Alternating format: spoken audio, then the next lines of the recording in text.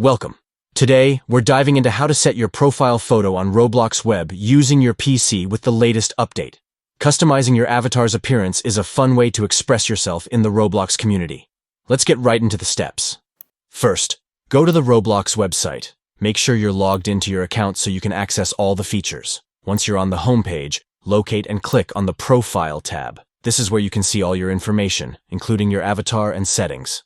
Next, look for your avatar and click on the Configure button. This will take you to a section where you can adjust various aspects of your avatar, including your profile picture. Now, find the option that says Change next to your profile picture.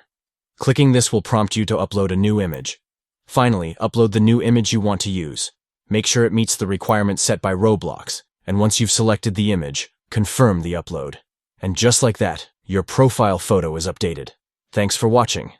Now you know how to easily set your profile photo on Roblox Web. If you found this tutorial helpful, don't forget to like and subscribe for more tips and tricks. And